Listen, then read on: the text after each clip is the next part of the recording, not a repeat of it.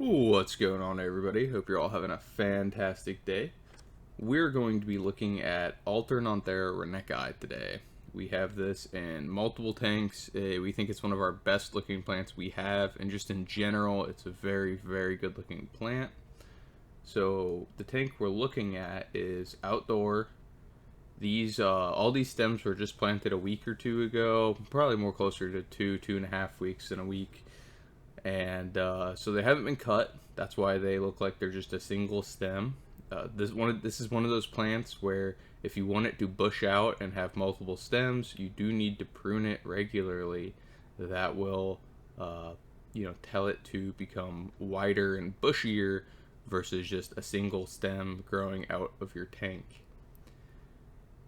So that's how you achieve that. You can see in this is a different tank, and the Alternanthera here is where the other stems came from.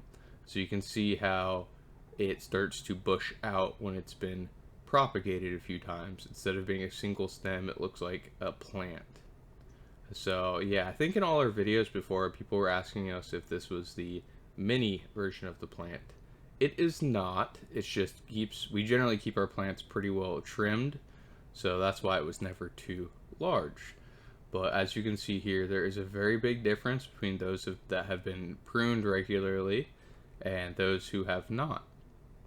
Another important thing to note about this plant is that the lower leaves, if they're not getting enough sunlight, will turn more brown, like a brownish color, than red. So the lighting plays a very large effect in this. This is now, you're looking at an inside tank of these plants, and you can see here the plant just looks different with different lighting conditions. It grows differently, it looks differently. I mean, it's still going to be the same plant, but the way it looks in a tank is going to change based on how the tank is set up. All of these plants are genetically identical. They're all clones of each other. There's probably one or two, unique plants that I had, and then those got cloned into all of these. So they are genetically identical plants. Alright, let's look at these tanks one more time, and we'll break down what's being used in each and how the plant reacts. Alright, so this first setup is outside in a 29-gallon breeder tank. This tank is running CO2, and it is getting root tabs. So, no lights, but natural light, CO2, and root tab. This next tank is pretty much the same deal. It's got no lights, CO2, and root tabs.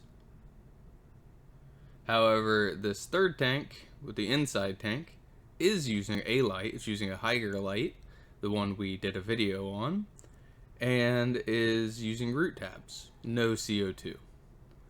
So this plant can grow without CO2. You don't need CO2. It does help considerably. It does require root tabs. This plant doesn't do well when you give it just nutrients into the water column. It needs nutrients directly to the roots to really do well. I have tried both methods, and generally when I feed the water column, the water just turns into green water because it just doesn't absorb nutrients very well through its leaves. It's a hardy plant. You cannot grow it floating. It does not grow well floating. You do need to plant it in the substrate. What substrate you use doesn't matter, but it does need to be planted. Other than that, it just really likes high lighting.